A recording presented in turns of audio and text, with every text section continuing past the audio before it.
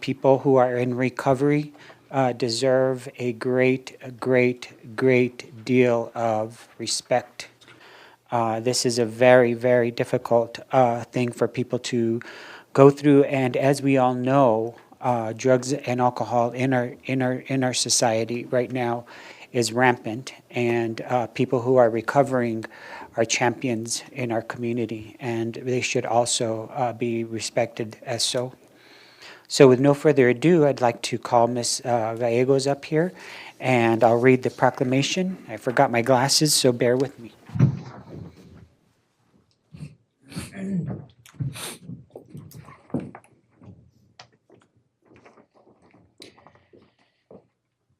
Do you want to introduce yourself, Patricia?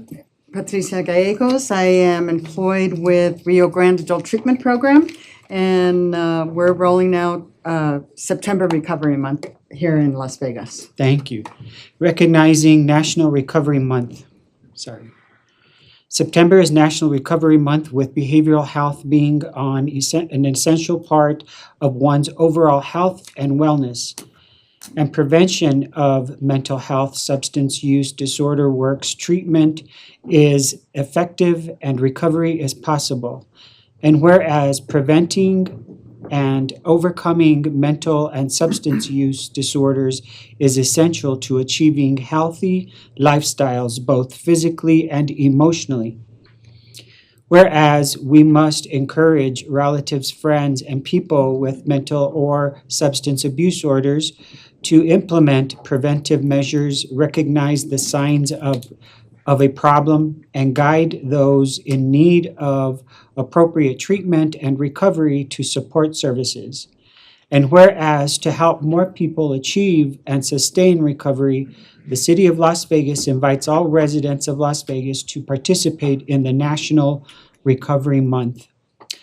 And now, therefore, I, Louis A. Trujillo, Mayor of the City of Las Vegas, along with the governing body, do here proclaim the month of September 2023 as National Recovery Month in the City of Las Vegas, and call upon people of Las Vegas, New Mexico, to observe this month with appropriate programs, activities, and commemories to support the Las Vegas Recovery Month theme. Recovery is for everyone, every person, every family, and every community. Thank you for all the work that you do, Patricia, and the Thank community you. around recovery, and we wish all the luck to you. Thank you so much. Absolutely. You want to announce? You go our- ahead. Okay, so along the lines of Recovery Month, we're inviting you all and the general public September 23rd from 11 to 3 o'clock to our community garden, where people in recovery are working with the gardens, and on the corner of Railroad and Douglas. Come and hear speakers that are in recovery. There's some great stories, very motivating, around addiction and recovery. So there'll be food, entertainment. So September 23rd from 11 to 3 at the community garden on Railroad and Douglas. Are they going to plant a tree this year? They're going to plant quite a bit of stuff. Oh, nice. Quite a bit for the garden. Thank you so much. You're welcome, Appreciate it. Patricia. Very Yes, good. ma'am. Thank you. Thank you. Thank you all. Gracias.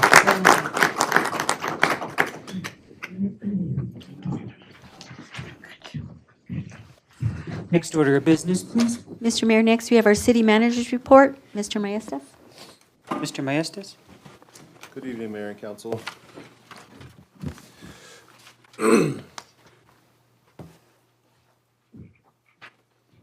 Good evening, Mr.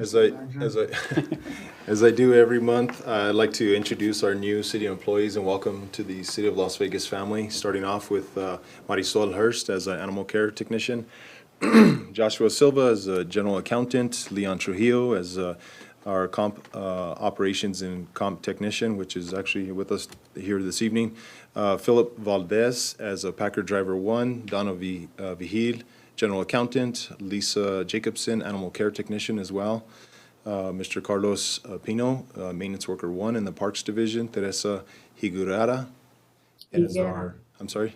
Higuera. As a museum specialist, Josue Garcia Talamantes as a maintenance worker in the Parks Division as well. And I have a correction. He was hired as a police officer. Okay. I will correct that, sir. Okay. Brooke Lucero, Administrative Assistant 2 in our Community Development Division, and Annika Lucero in our Recreation Lifeguard. Moving on, again, I know we've been talking about all our awards that we've received this year from our capital appropriations, our legislative appropriations. There's a list of them all. I don't want to go through each and every one of them, but we have received each of their award letters. They have been signed by the City of Las Vegas. They're back at the state for final approval, so we're anxious to start moving forward on those projects, which equate to just over or almost $12 million this year. So, moving on, our airport, we did a LED light and signage improvement at our airport, which equates to $328,000, which was the engineering and the construction portion. There on the top left is a picture of what our old signs look like, which had incandescent bulbs in the signage. Now they're moved on to LED lighting, which are really vibrant at nighttime for our airplane travelers. And also all our other LED lights that have been improved. We're moving on, and it's on our agenda tonight for our apron taxiway pavement sealing and restriping at the facility, which is almost $450,000 project, and that is on the agenda further tonight. We did host the 2023 IRF Racquetball Championships. The city went ahead and did some improvements to the facility there in the racquetball area. We added a turf patio area there to accommodate the athletes that attended. We had over 106 athletes from multiple countries and multiple states. It was well attended, and we will continue to host this in the future. Other things that are going on, we all know that we have a project going on Legion Drive, which is continuing down the way. We have had some hurdles, obstacles with the weather that we're having, but they are making good progress. Also, we are about 99% complete with the PNM LED streetlight conversion. So on this next billing cycle, we will start seeing a savings on our service bill. So with that, Mayor and Council, I stand for any further questions. What is the actual savings or earnings that we will get from that LED project? So the LED project costed the City of Las Vegas, just the PNM lights, which is about 900 PNM poles. There was a cost of about $240,000. In a year and a half, it'll pay for itself. And then after that, it'll be a continuing savings, a positive savings after that. The city itself owns about 328 of our own streetlights, so we've replaced 162 of those, which you can see on going from Mills going north. The right-hand side of the road is city lights, the left-hand side is PNM lights, so they've both been converted, including the 162 of ours. We're continuing to set aside budget, so we budgeted for another 60 lights to continue converting all of the city-owned streetlights. Good job on that project, thank you. Next order of business, please. Mr. Mayor, we have approval of minutes for August 9th, August 16th, and August 25th, 2023. Mr. Mayor, I move approval of the minutes for August 9th, 16th, and 25th. And I did send in a few corrections. Very well. There's a motion on the floor by Ms. Casey. Second, please. Second. Second by Mr. Romero. Roll call, please. Counselor Olivari? Yes. Counselor Casey? Yes. Counselor Montoya? Yes. Counselor Romero? I have a motion by Counselor Casey, a second by Counselor Romero. Thank you, Mr. Mayor. Motion carries. Thank you. Moving on to our business items, we will conduct a public hearing for business items 1, 2, and 3. So what we'll do is have the public hearing and go through each one of those items, and then close the public hearing, come back, and ask for action on those items. Mr. Mayor, I make a motion to enter public hearing for business items 1, 2, and 3. There's a motion on the floor by Mr. Romero to enter into a public hearing. Sorry.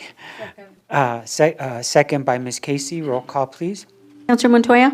Yes. Counselor Romero? Yes. Counselor Casey? Yes. Counselor Olivari? Yes. A motion by Counselor Romero, second by Counselor Casey. Thank you, Mr. Mayor. Motion carries. Thank you. We are now in a public hearing. The people who will be testifying, please stand up and raise your hand in the event that you have to speak on or against the measures. Under the penalties of perjury, do you swear that your testimony tonight is the whole truth and nothing but the truth? Yes. And when you come up, please state your name for the record. Thank you. Mr. Mayor, our first item is request approval to adopt ordinance number 2309, amending the official zoning map from an R2, which is a multifamily residential zone, to a C1 neighborhood commercial zone for the property located at 2522 Hot Springs Boulevard. We have our Community Development Director, Mr. Lucas Marcus. Welcome, Mr. Marcus. Good evening, Mayor, Council. The first property we're bringing is, belongs to a Mr. James and Andrea Encinas. They recently purchased the property and are trying to go ahead and rezone it back to its original state of a commercial zone. Right now, it sits as an R2 multifamily. They're wanting to go ahead and change it back to a commercial zone to go ahead and use it for its proper use as, you know, in their description, self-storage sheds. Did we have any, this has been through planning and zoning? This And has did been we through- have any opposition? We had one comment, but it wasn't opposition, it was just pretty much suggestions. Okay. So we went through it, and they did recommend approval. Okay. The second one? The second one we have is, I'm sorry, Mr. Mayor, was there Oh. anybody speaking on the first item on that property? Thank you. the second one we have is, the second one we have, Mayor and Council, is for Mr. Sean and Maria Sanchez. This property is located at 1637th Street. Again, this property did go through planning and zoning with no opposition and was recommended approval. Thank you. Anybody speaking on item number 2? The third property, Mayor and Council, is, belongs to Mr. Luis Ortiz. This property is out on 170 Highway 250. Again, this property went through planning and zoning with no opposition and was recommended approval. Very well.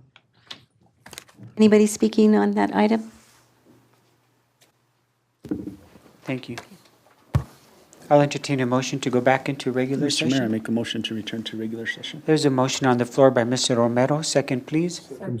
Second by Mr. Ulibarri. Roll call, please. Counselor Montoya? Yes.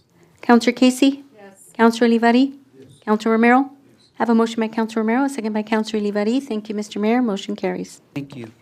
Moving on to the first item, which is adoption of Mr. ordinance Romero? number 2309. Move to approve ordinance 23-09. There's a motion on the floor by Mr. Romero. I'll entertain a second.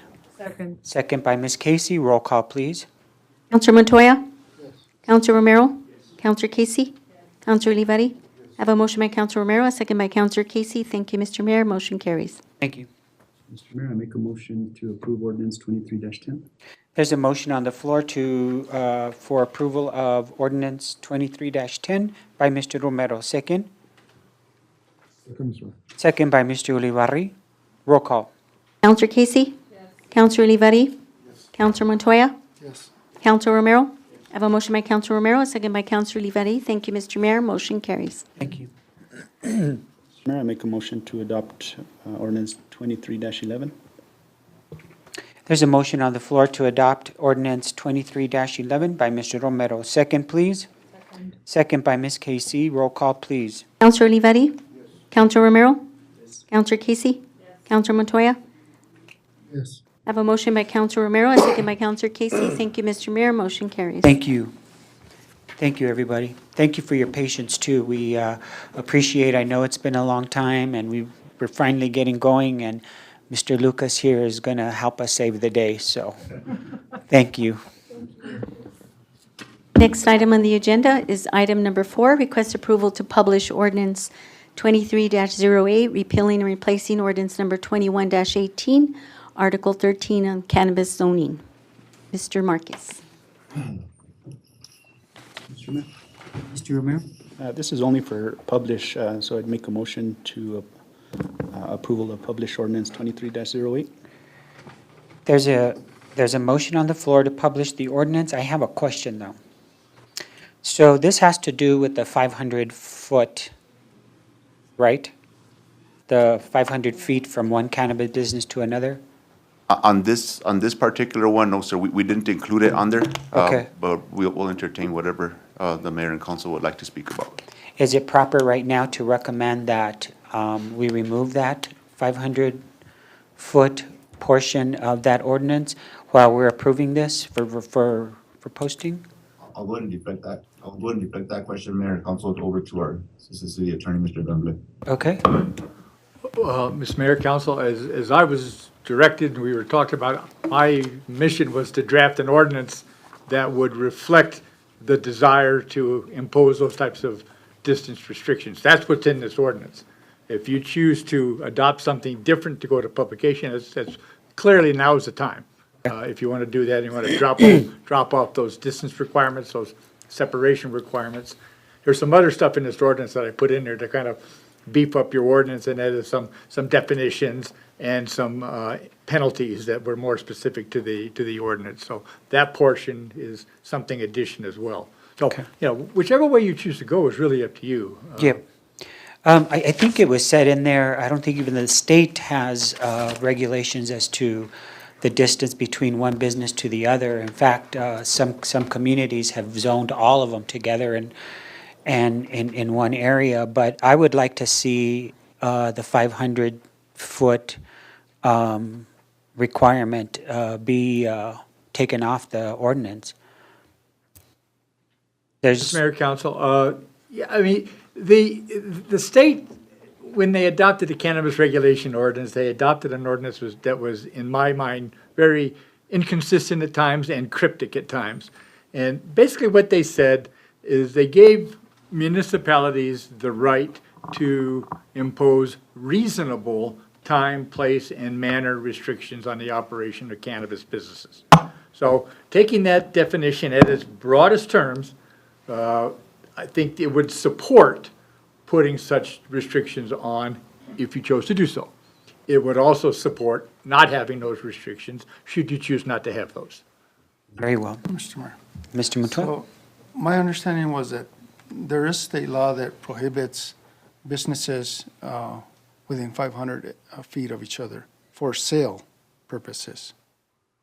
For all cannabis businesses, Mr. Mayor, Council, there is a 500-foot separation requirement from churches and daycare centers. I mean, that language is specific. It's in the Cannabis Regulation Act, But not from business to business. but not from business to business. That's correct.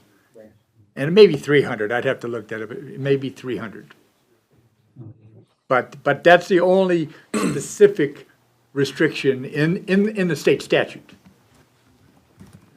Thank you. What's the pleasure of the council? I know there is a motion, but do we have to make any amendment now, or can we just move with the motion, Mr. Attorney? Mr. Mayor, Council, if you move to publish it, it's going to be published in this form. Okay, With the business-to-business restrictions included. You could certainly make a motion to publish this ordinance without those distance requirements, if that's the motion you'd like to make. And then we just go back, and what would be going for public hearing in 14 days would be the definition section and the beefed-up penalties. Mr. Mayor. So, Chief, I have a question for you. So, on the 500 feet restriction, is your assumption that we should just keep it? Well, Mr. Mayor, Council, I could defend either one. I think, Asking the chief, sir. oh, I'm sorry. Yeah. So the last I saw in state statute, I believe that we can't go any stricter than the state statute. That's all I have. We're not allowed to go any stricter than the state statute, and I believe the state, and I'm looking it up now, but I believe it's 300 feet, but I'm not entirely sure.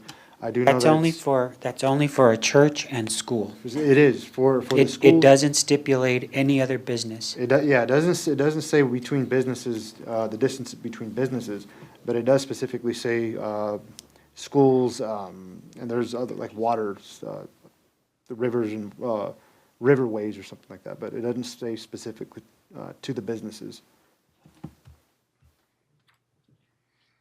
And Mr. Mayor, so let me ask you, so what's the intention here? What's the intent of the business owner?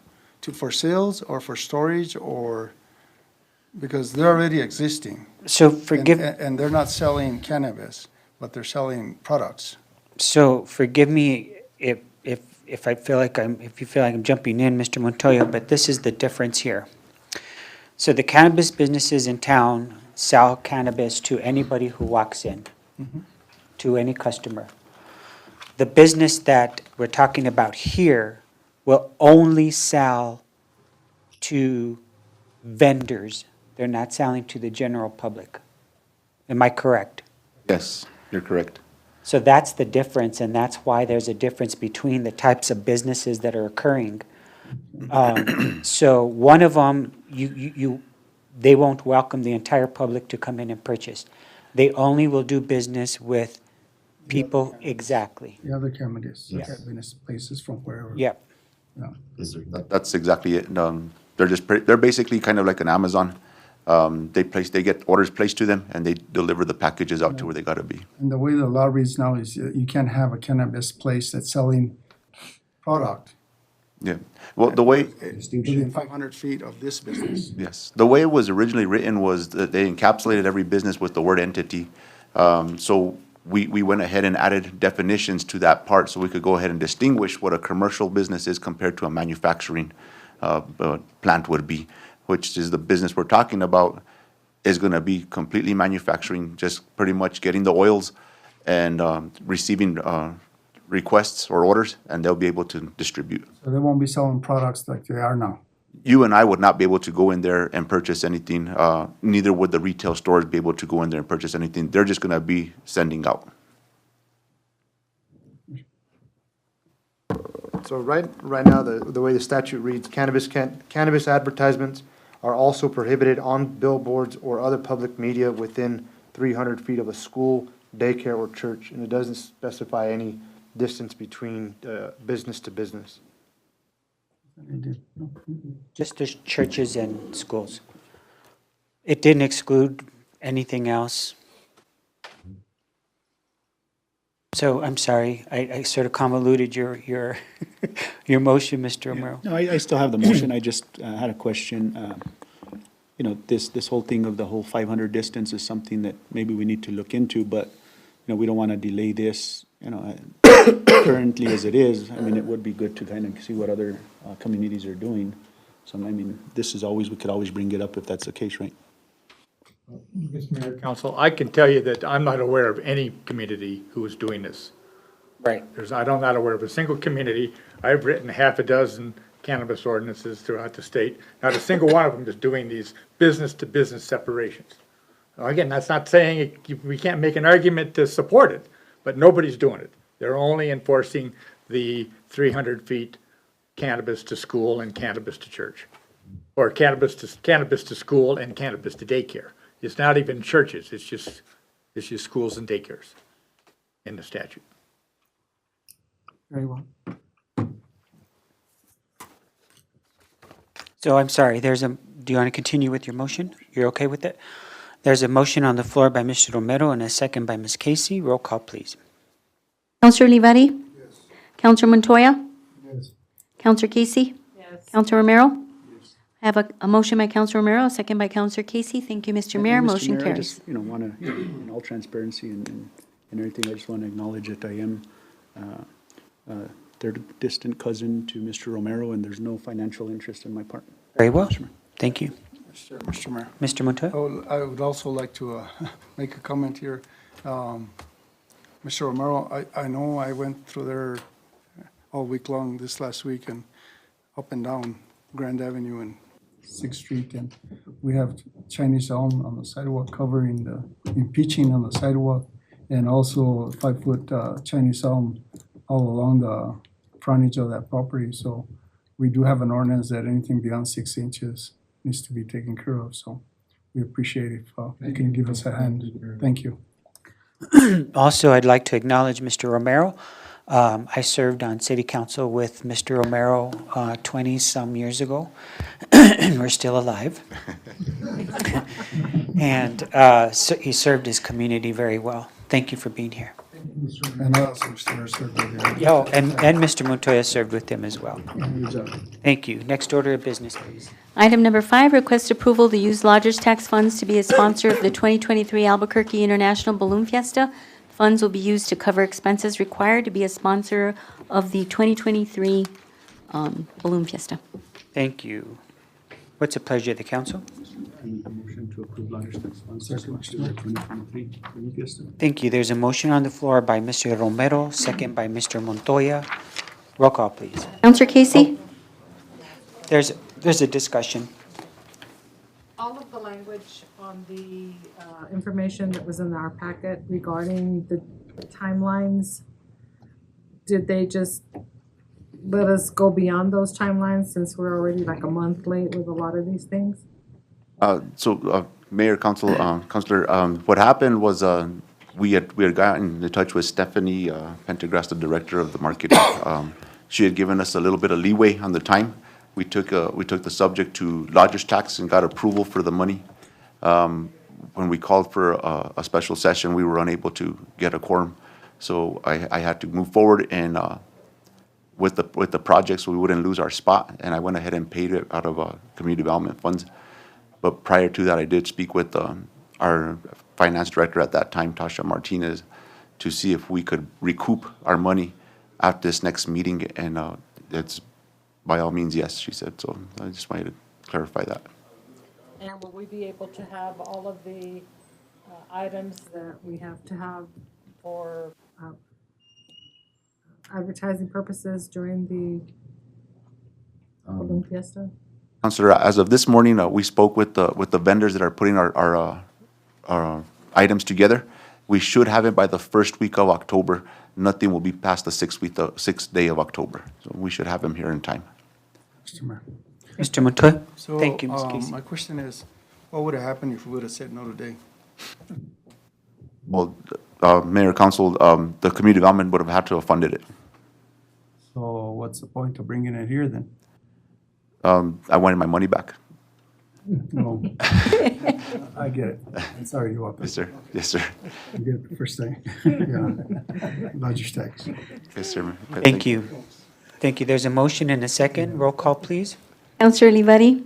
Yes. Counselor Romero? Counselor Romero? Yes. Counselor Montoya? Yes. Counselor Casey? Yes. I have a motion by Counselor Romero, a second by Counselor Montoya. Thank you, Mr. Mayor. Motion carries. Council, I just want to ask permission, just that I did help out last year, and if it's okay if I do get involved, I just want to get, that there's no confusion saying I'm overstepping if I have your, No, totally. Okay. We're going to need your help. thank you. Thank you. Thank you, Mayor. Thank you, Council. Thank you, Lucas. Good job. Thank you. Moving on, item number 6, request approval to award RFP 2024-02 and enter into contract for professional engineering services for the Public Works Department with Miller Engineering Consultants, Moles and Corbin, and Stantec Consulting Service. We have our Public Works Director, Mr. Lopez. Mayor, I make a motion to award RFP 2024-02. Second, Mr. Mayor. There's a motion on the floor by Mr. Romero, second by Mr. Montoya. Roll call, please. Counselor Casey? Yes. Counselor Romero? Counselor Olivari? Yes. Counselor Montoya? Yes. Have a motion by Counselor Romero, a second by Counselor Montoya. Thank you, Mr. Mayor. Motion carries. Excuse me, I forgot to welcome Arnold. Thank Good you. evening, Mayor and Council. Next order. Mr. Mayor, I make a motion to approve award RFP 2024-04. There's a motion on the floor by Mr. Romero, second, please. Mr. Mayor. Second by Mr. Montoya. Roll call, please. Counselor Romero? Counselor Olivari? Yes. Counselor Montoya? Yes. Counselor Casey? Yes. I have a motion by Counselor Romero, a second by Counselor Montoya. Thank you, Mr. Mayor. Motion carries. Thank you. Moving on to item number 8, request approval to award American Road Maintenance doing business as American Airport Maintenance for the apron, taxiway, and taxi lane pavement seal and markings in the amount of $398,219.07 to include GRT. Mr. Lopez. A motion to approve award to American Road Maintenance, DBA American Airport Maintenance. Thank you. There's a motion on the floor by Mr. Romero, second by Mr. Olivari. Roll call, please. Counselor Montoya? Yes. Counselor Casey? Yes. Counselor Romero? Yes. Counselor Olivari? Yes. Have a motion by Counselor Romero, a second by Counselor Olivari. Thank you, Mr. Mayor. Motion carries. Thank you all. Moving on to item number 9. Oh, you have one more, don't Yeah, go away. I just realized. Request, I make a motion to approve resolution 23-27. Second. There's a motion on the floor by Mr. Romero, second by Ms. Casey. Roll call, please. Counselor Montoya? Yes. Counselor Olivari? Yes. Counselor Casey? Counselor Romero? Have a motion by Counselor Romero, a second by Counselor Casey. Thank you, Mr. Mayor. Motion carries. Mr. Montoya? Can we have the clerk just read the paragraph on top so the public knows what we're approving on that one? On item number 9, request approval of Resolution 2327 and contract with the New Mexico Department of Transportation, accepting funds awarded through capital outlay in the amount of $50,000. Thank you. Thank you. Thank you all again. Now I'm done. We'll let you off this time, Yeah, that Warno. was easy. Thank you. Thank you. Moving on to item number 10, request approval of Resolution 2328, the 2025 through 2029 Infrastructure Capital Improvement Plan for the City of Las Vegas Senior Center. We have our Community Services Director, Ms. Wanda Salazar. Good afternoon, Mayor and councilors. Good afternoon. Welcome, Wanda. How are you all today? Good, good. Thank you. Welcome. Thank you. So I wanted to bring forth the ICIP plan for the senior center programs for all 3 sites, Las Vegas, Pecos, and San Miguel. And so I've made a couple of changes, added computer technology for the Las Vegas site, kind of collapsed the senior center improvements. We had been looking at updating the entryway, the bathrooms, and the pool room, and rather than submitting it as 3 different proposals, I went ahead and collapsed it all into the 2026-02. So, for $1 million. So that's in there. It is a 2026 project. It is something that needs to be done. We'll have to see what 2026 looks like and see how we're doing with our current projects, but I did put that in there. Is there room for a HVAC system? in For the this? Las Vegas site? Yeah. So we currently have the funding for Okay. that. And so we are actually right now in the middle of the engineering section of that. Okay. Waiting for quotes to come in and hopefully starting that project. The funding does expire June 30th, 2024. So we have the next, this year to get that Wonderful. project done. Mr. Yes, sir. It's good to hear. Mr. Romero? Wanda, can you clarify, just for the public, that these ICIP, the items on this list are funded through where? They're funded through capital outlay, which is funded through the legislature. It comes all through the legislature funding. Doesn't this Aging come and- through this aging and long-term through, it doesn't correlate with ours? the No, aging and long-term yeah. services, so this funding that I do this ICIP plan for will be put into a group of ICIP plans throughout the state of New Mexico for all senior center programs.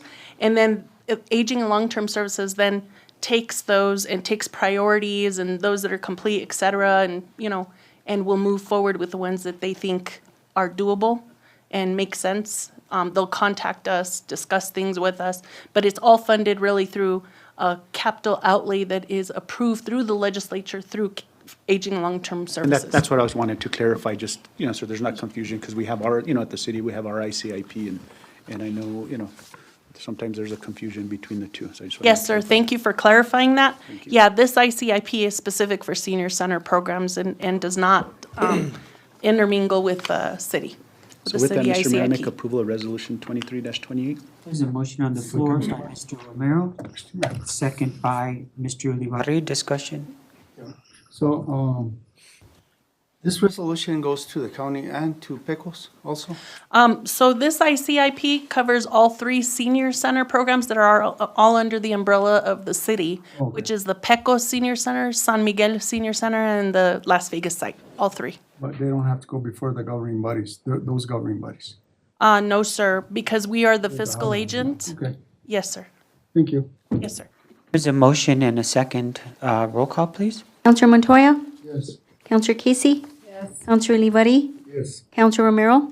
Have a motion by Counselor Romero, a second by Counselor Olivari. Thank you, Mr. Mayor. Motion carries. Thank you very much.